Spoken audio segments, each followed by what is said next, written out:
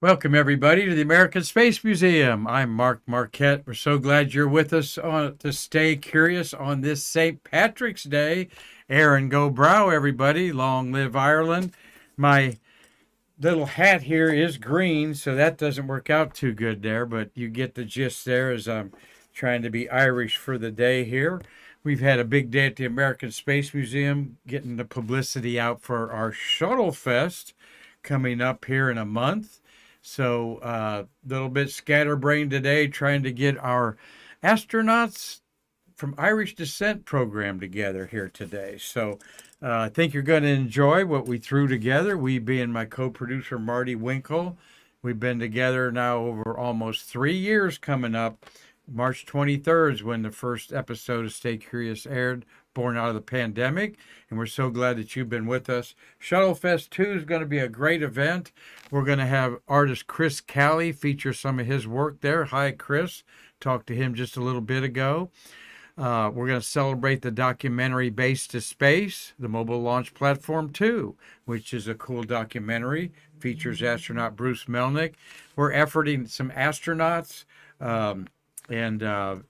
but this is going to be an annual event, and we're going to have several panel discussions about the shuttle era and art in space. That'll be led by Mr. Calley himself as we look at art from the past that is inspiring the future, or actually sometimes dictates the future.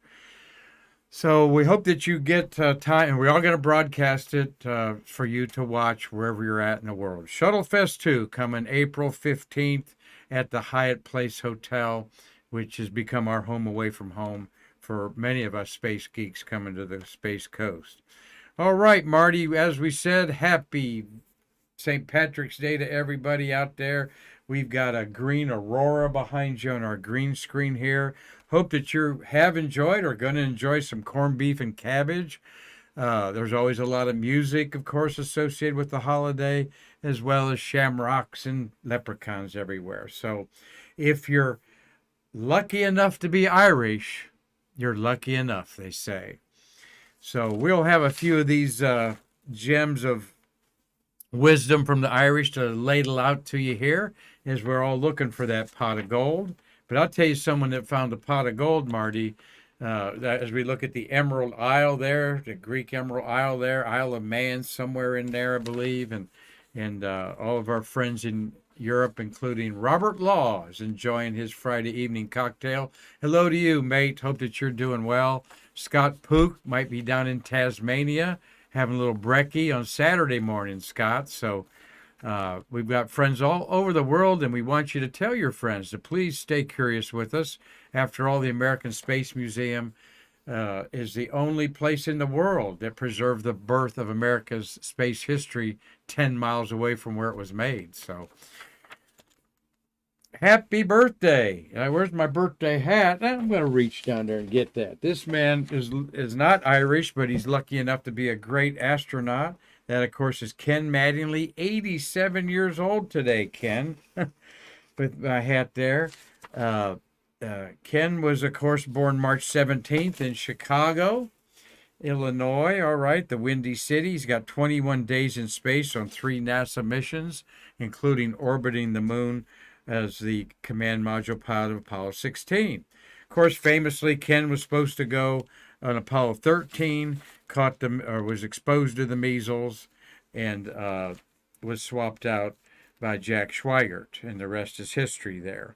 But he did get to do his trip to the moon in 1972, April of 72. And then he became the commander of STS-4, the last 2-person American space mission of Columbia. And then he rode the first shuttle that had a DoD mission on it, discoveries of STS-51C in 1985. So happy birthday to a great astronaut. Would love to meet him someday. Got to hurry up, though. He's 87. Thomas Ken Mattingly, a proud Chicago, Illinois native. All right, here are some of the astronauts that, by the way, side note, Marty, astronaut Jim Irwin's birthday would have been today. And Jim Irwin would have been 93 years old. And he passed away the first American astronaut to pass away in mid 80s of a heart attack. So Tom Mattingly and Jim Irwin, both moon travelers, born on the same day, St. Patrick's Day. All right, there are the Erin Go Braugh, live forever. A few of the astronauts there, and we're just going to go through them, kind of fun to pick out. Some have some deep roots, others they just have the name, or it's not talked about what their roots are. But many of you may be surprised. There's a couple others there: Megan MacArthur and Bill MacArthur, John McBride, Mike McCully. Of course, you got two Collinses, Mike Collins and Eileen Collins. We've got the two Apollo 11 astronauts, twin brothers, the first American female spacewalker, and the first female pilot and commander are just a few that lay claims to their Irish roots. Brian O'Connor, Katie Coleman, Jim Vegas Kelly, and of course behind me, the Kelly twins. And then we saw Bill and Megan MacArthur, not related, and John McBride, who's done so much for this museum, as well as Mike McCully, two of the greatest people that have helped the American Space Museum actually launch and then become a viable entity in the community 20 years ago. We owe a lot to Mr. McBride, Mr. McCully, and we hope that they're doing very well. We'll get them on soon, we hope, on Stay Curious. So individually, what's the connection with Neil Armstrong? Armstrong's not that kind of a sounding Irish name, but it is. He was proud of his Ulster heritage. The commander of Apollo 11 and forever the first man on the moon also said that he descended from a family of cattle rustlers in Fermanagh, Ireland. Okay. Armstrong died in 2012. We're proud that we're the only place in the world where you can put your handprints on the great man's handprints there, cast in bronze. And Marty, the first thing a lot of people say when they put their handprints on Neil Armstrong's is, boy, he has small hands. And a lot of the astronauts had small hands. A lot of them weren't. A lot of them were under 5'8", for example. And so I don't know if I shouted out to Marty. Yeah, I did. But we've been doing this 3 years. Chime in anytime, Marty. Which Marty Winkle, you told me you're 1/4 Irish. Yep. The top fourth, bottom fourth, middle fourth. What? The top fourth. The top. Oh, the brains. Yeah. Okay. Where's that from? A grand? You went over there to your Irish heritage. I remember now. Yeah, it's my father's mother, my grandmother, my father's side, and I never met her, but she passed away before I was born. But she was born and raised in Carmel, Ireland, near County Mayo. And you went there a couple years ago. Yeah, well, how was it? It was beautiful. Loved it over there. And actually, my granddaughter's dating somebody from Ireland. All right. Yep, and they're married over there. It looks like. Well, we do see a lot of Europeans now in our museum. We're blessed. We've been so busy lately, and we love you all for wanting to come here, and those that do come here. Can't wait to see you soon in our wonderful Titusville setting here. So, yep, Neil Armstrong, Irish from a bunch of cattle rustlers, and he was proud of it. Well, his crewmate, Mike Collins, is named after one of the great names of admired figures, of course, Ireland, Michael Collins. He flew 2 space missions, Gemini 10, of course, Apollo 11. His roots were traced to the town of Dunmanway in the County Cork, where his grandfather Jeremiah Collins immigrated in the 1860s. All right. There he is showing off. We lost him a couple years ago. All right. Died in his late 80s. Of course, after Apollo 11, he became the first director of the Smithsonian Institute in Washington. Jeremiah Collins was his father, immigrated in the 1860s, and he was multiple times in the Irish American magazine's top 100 along with his wife, Pat Finnegan. So that's kind of cool. I love this picture of Mike Collins chilling out with his mustache after the Apollo 11 flight, sometime probably late July 1969. And another Collins name that's probably a little tip of the hat. Eileen Collins there, who we have Eileen Collins handprints here too. Another Irish saying is, here's to your enemies' enemies. Right, here's to your enemies' enemies. All right, that's a good way to get back at somebody. And beautiful Eileen Collins there. I met her in 2007 at the East Tennessee State University. And now I've met her several times. I'm so blessed to know an astronaut or two. Not bragging about it, my friends, it's part of the job, but you realize this lady is like today, when I rode an elevator down with her, we started chatting, she's like an Avon sales lady or man out there. Just a very humble lady, Eileen Collins. And there she is with our good friend Jonathan Ward in the book that Jonathan co-authored for her. Hope you're doing well, Jonathan. Through the glass ceiling to the stars. Her journey of being the first pilot and then the female commander of a space shuttle. But folks, it didn't start there with that lady. She had to get through the ranks of the Air Force and all that. Eileen's a daughter of two Irish immigrants from County Cork. All right. And so very deep heritage there. And many times she's been in the Irish American magazine, even graced the cover a few times there. As has this lady, the first American woman to walk in space, all right, Kathy Sullivan, all right, Sullivan, hint, hint, hint, you know. And Kathy, may you live as long as you want and never want as long as you live. And that's a good one. I love that Irish saying right there.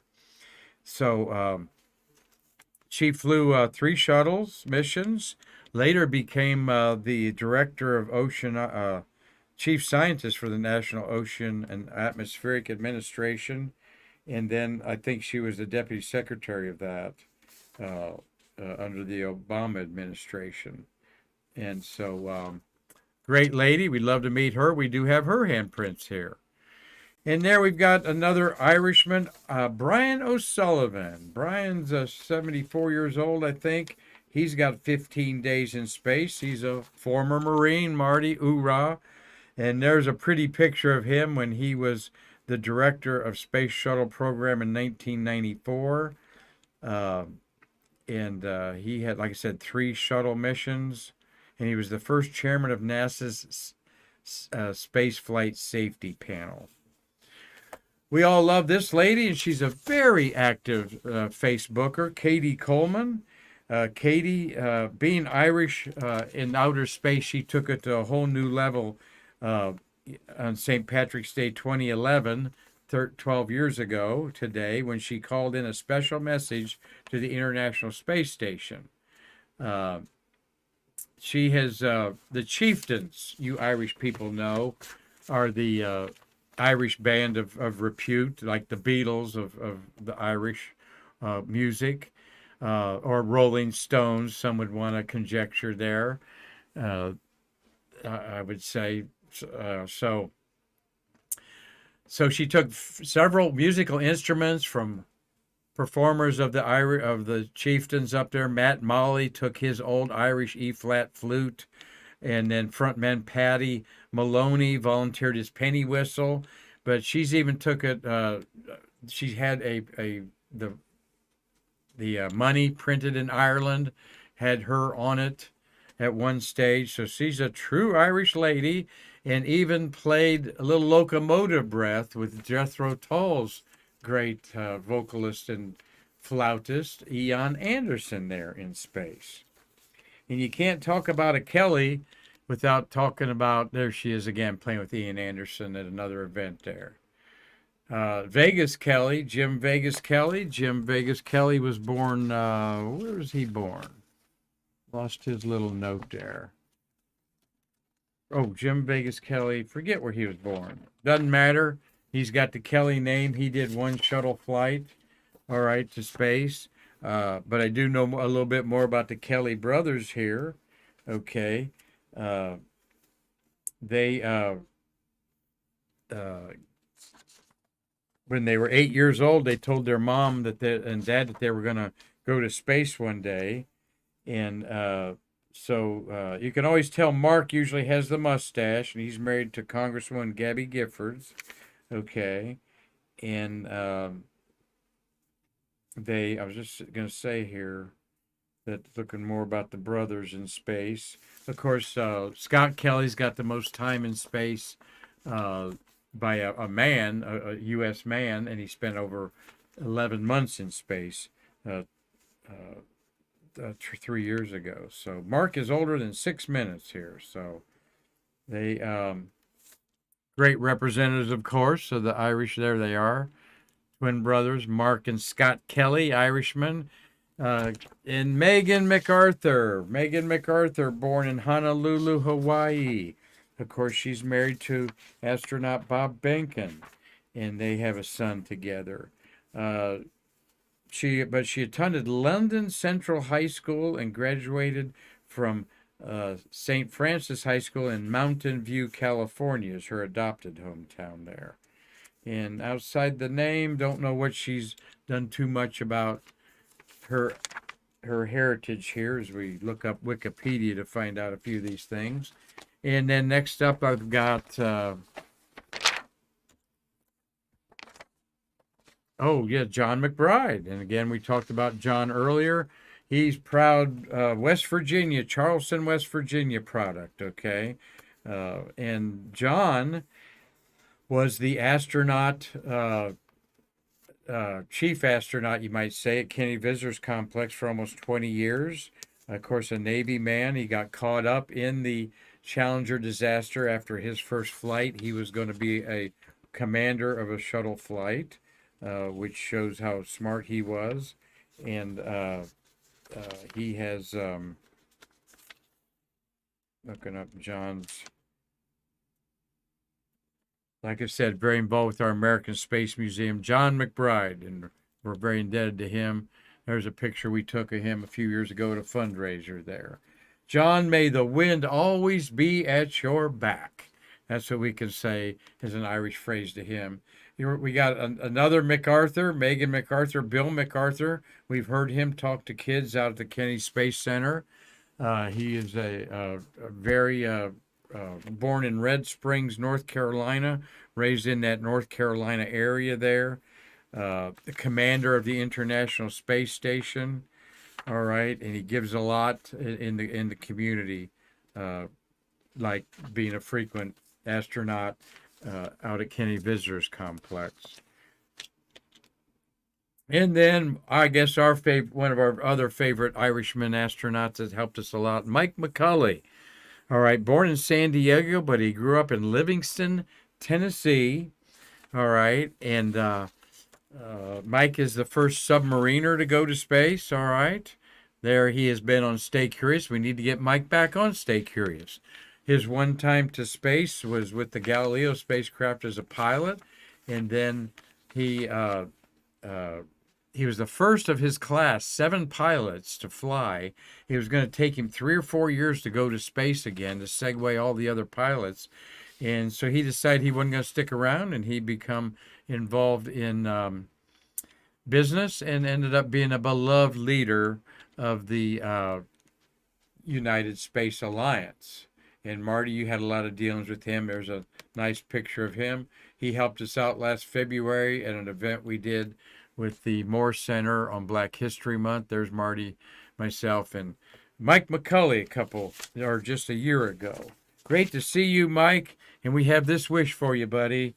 Irish wish, of course. May you be at the gates of heaven an hour before the devil knows you're dead.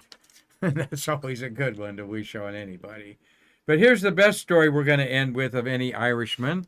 And this, of course, is Jim McDevitt, who we lost in October at age 93.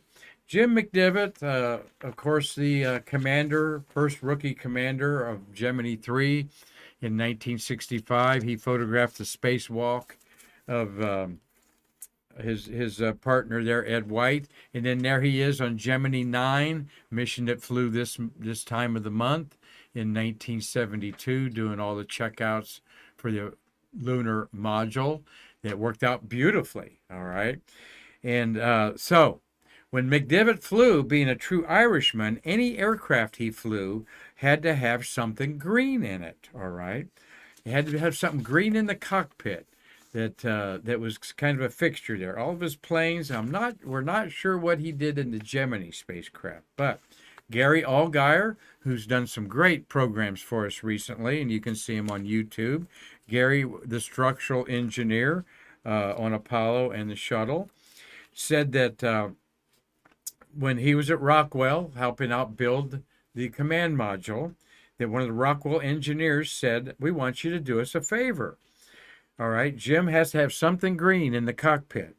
So what they did was they found a couple fixtures of the chair to swap out with green anodized metal.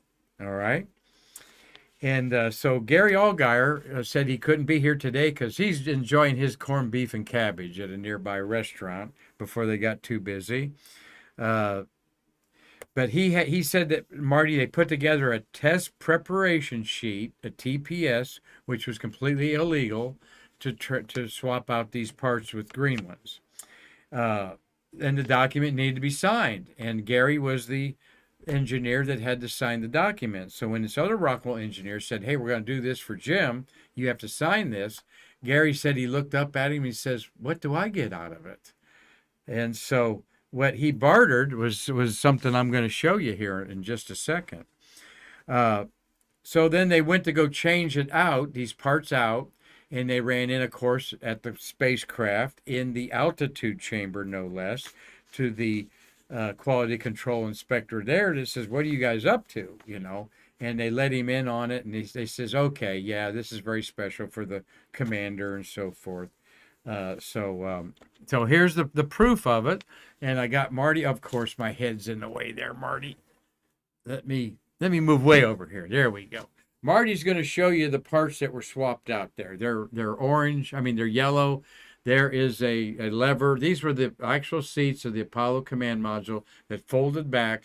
There's another one on the other side. So they swapped those two yellow ones out with anodized metal, and then that little pull down there, that was swapped out. All right.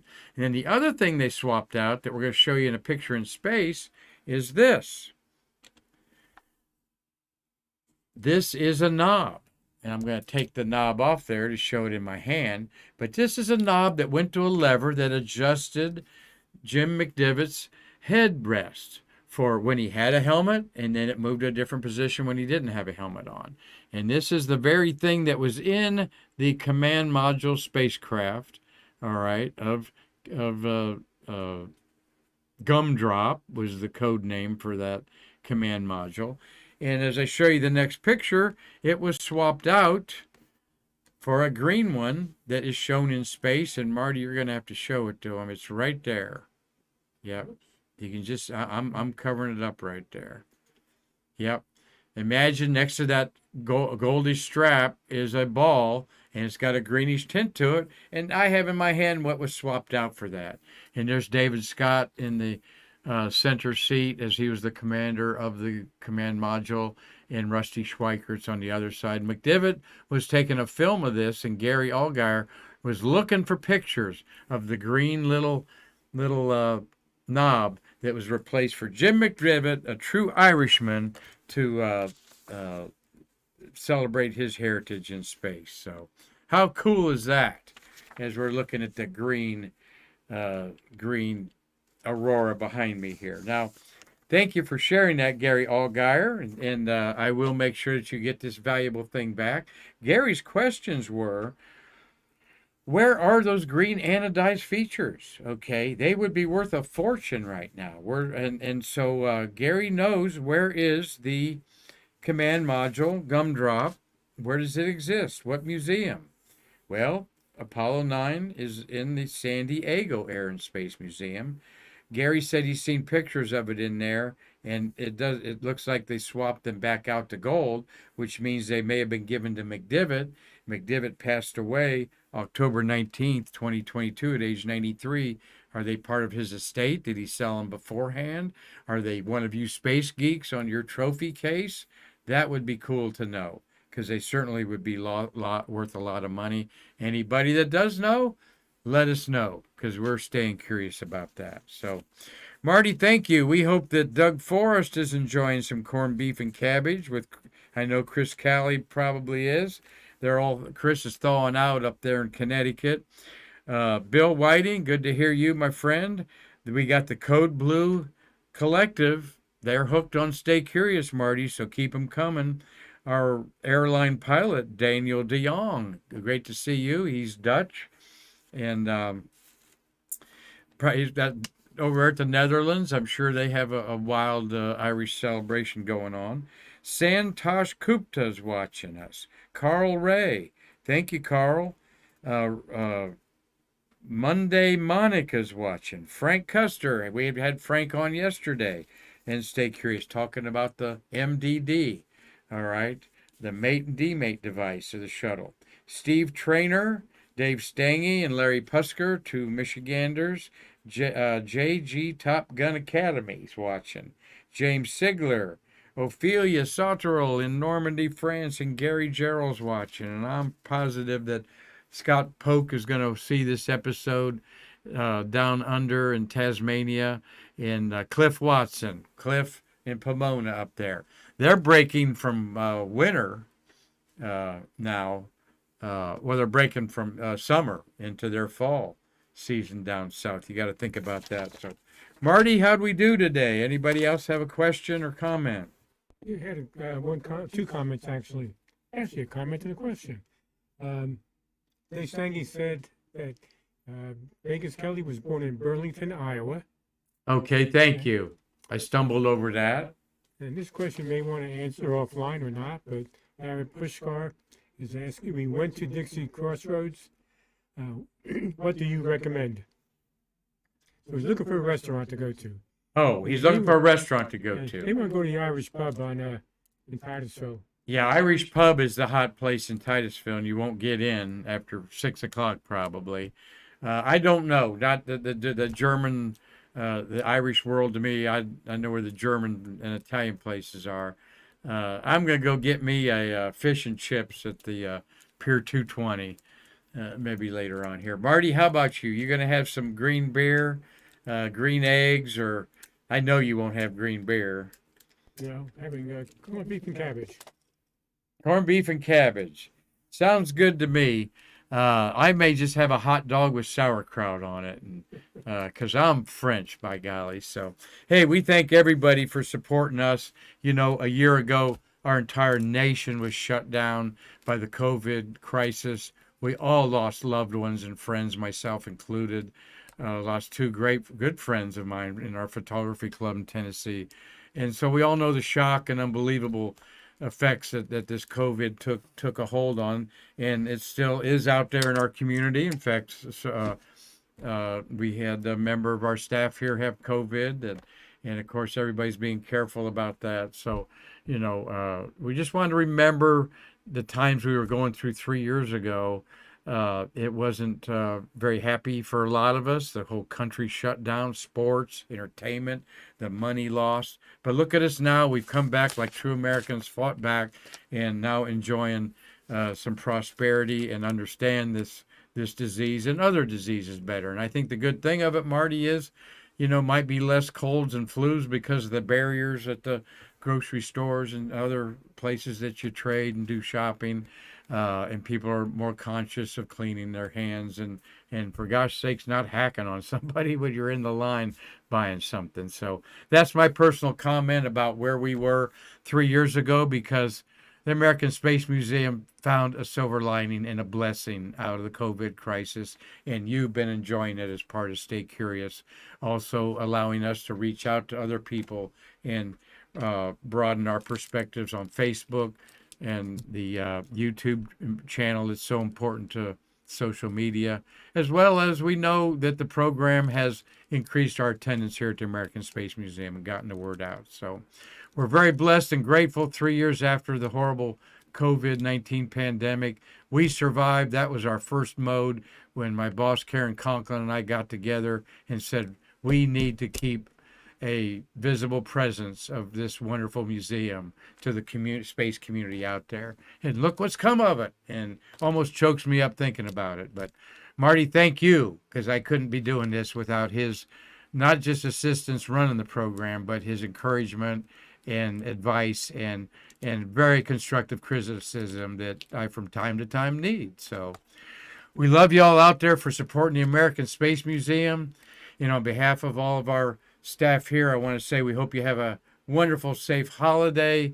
Enjoy it safely, and we want you all to think of the pandemic in relationship to the silver lining it provided for our American Space Museum. A question? Yeah, Dave Sang is asking, what date is the anniversary date? March 23rd is our first date that we broadcast off my cell phone, and I'm going to pull some pictures off of it to share that. But from the beginning, my executive director and boss, Karen Conklin, we had a vision that we were going to reach a community with the social media provided by Facebook Live. We thought it was going to be in the form of virtual school group tours coming virtually into our museum and looking at an artifact or two every day. Little did we know that the beautiful space communities found us, and we're blessed. And the friendships we've made of people in the community like Tom and Mark Usiak, Chris Callie, Doug Forrest, so many of you out there, the A-list people that have supported this program, Mr. Jay Honeycutt being a big one. We've got Nick Thomas doing a monthly program with us after 35 years of educating people out to Space Center. On and on, Mikey Haddad, Terry White. This program is all about you folks, the space workers, not about me or Marty or the museum so much as it is a vehicle that the museum is providing for you wonderful space workers that have done things that no one ever has done before. And you better believe the shuttle era, it's going to be a century before anything like that ever happens again. So blessed we are, blessed I am. And let me get out of here before the long wind of a Irish saying scoops me up and tosses me hither yonder. Until then, I'm Mark Marquette saying until the next time I see you all, keep bridging the space between us. Thank you.